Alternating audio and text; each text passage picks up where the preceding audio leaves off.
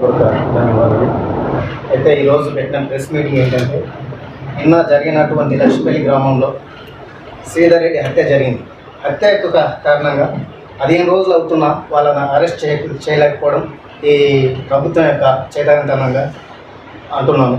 ఎందుకోసం అంటే అది అనడము, శ్రీధర్ రెడ్డి హత్య జరిగినప్పుడు శ్రీధర్ రెడ్డి గారి తండ్రి యొక్క ఎవరెవరు హత్య చేసిండ్రు అని ఫిర్యాదు పోలీసులు వర్తిస్తే ఆ ఫిర్యాదును పక్కదో పట్టిస్తూ ఏం చెప్తున్నాడంటే, ఈరోజు ఆయనకు అక్రమ సంబంధాలు, భూ వివాదాలు ఇంకా వేరే అనుకుంటూ ఆ కేసును పక్కదో పట్టించుకుంటూ వేరే కారణాలు తీస్తున్నారు. అదేవిధంగా ఆ కేసు విషయంలోని ఆర్ఎస్పీ గారి గురించి కొన్ని పదాలు ద్రోహి అంటూ, ఆయన దళిత ద్రోహి అంటూ కొందరు మాట్లాడుతున్నారు. వాళ్ళకు నేను ఒకటే హెచ్చరిస్తున్నాను, అయ్యా మీలాగా, మీ ఎంపీలలాగా, మీ మంత్రులలాగా, లేక మీరు కూడా మీలాగా 20 ఏళ్ళ పాటు రాజకీయాలు చేయలేదు సార్. ఆర్ఎస్పీ గారు రాజకీయం చేయలేదు. అట్లాగే మీలాగా 20 ఏళ్ళు పదవులు అనుభవించింటే ఈరోజు బహుజన్ రోజు ఏ విధంగా చూపించుంటే బాగుంటుండే. బహుజన్ రోజులు ఎవరు? 20 ఏళ్ళు పరిపాలన చేసి ప్రజలకు మేలు చేయకుండా కోట్లు దోచుకుంటున్న వాళ్ళు ద్రోహులు.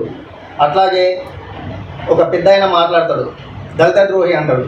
దళితులకు నువ్వు ఏ విధంగా నీ పీరియడ్లో దళితులకు ఏ విధంగా భూమి సక్రంగా పంచినవు, ఎవరికి ఏ విధంగా న్యాయం చేసినవు, బీసీలకు ఏ విధంగా న్యాయం చేసినవు, మరి నువ్వు ఉన్న పీరియడ్లో నువ్వు పెద్దరికంగా వ్యవహరిస్తున్న వ్యవధిలో నువ్వు ఎవరికి న్యాయం చేసినావు ఒకసారి నువ్వు గుర్తుంచుకుంటే చాలా బాగుంటుంది.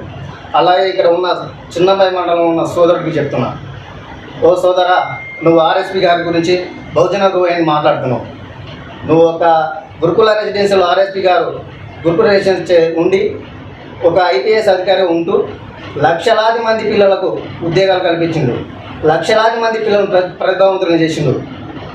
ఢిల్లీ యూనివర్సిటీలో ఎమ్మెల్యేలు, ఎంపీలు, విఐపీలు ఉండే పిల్లలతో బహుజన బిడ్డలను, వందలాది మంది పిల్లలను ఢిల్లీ యూనివర్సిటీలో చదువుకునేలాగా చేసింది ఘనత ఎవరిదంటే ఆర్ఎస్పీ గారిది.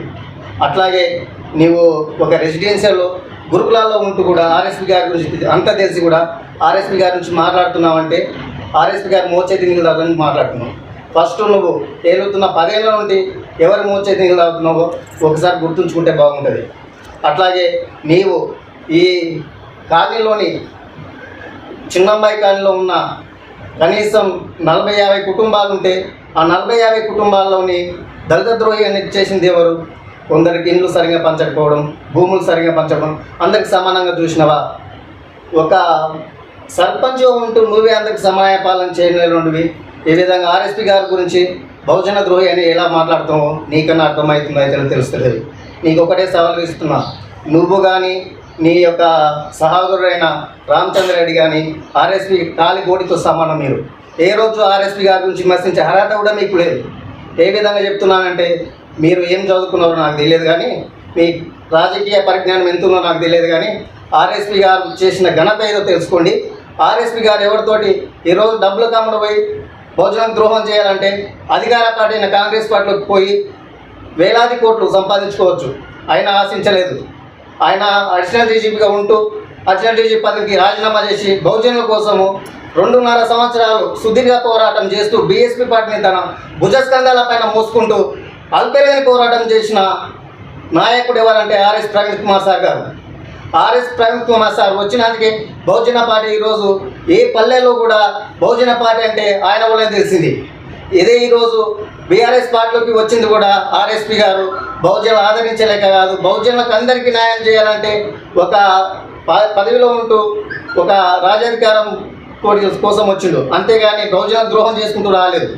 ఎందుకు ఈ విధంగా అంటున్నానంటే, బహుజన పార్టీలో ఉన్నప్పుడు బహుజనులు అయినా మీరు ఇలాగే కృష్ణప్రసాద్ గారి మీద ఏదో అబండాలు వేసిందని మాట్లాడతాం. కృష్ణప్రసాద్ గారిని ఎందుకు అబండం వేసిండు? కృష్ణప్రసాద్ గారు కానీ శ్రీధర్ రెడ్డి హత్య జరిగినప్పుడు కానీ ఆర్ఎస్పీ గారు ఆ ఊరు లక్ష్మీపల్లి గ్రామస్తుడా, లేకపోతే లక్ష్మీపల్లిలో ఆయన అనుచరులు ఉన్నారా? ఎందుకన్నాడు? శ్రీధర్ రెడ్డి గారి హత్య జరిగినప్పుడు శ్రీధర్ రెడ్డి గారు తండ్రి పోలీసులకు ఫిర్యాదు చేసినప్పుడు ఆ ఫిర్యాదులోని ఎవరైతే పేర్లు ఉన్నాయో వాళ్ళను పోలీసులు ఎందుకు ఇంటరాగేషన్ చేయలేదు, ఎందుకు వాళ్ళను అరెస్ట్ చేయలేదని ప్రశ్నించిండు.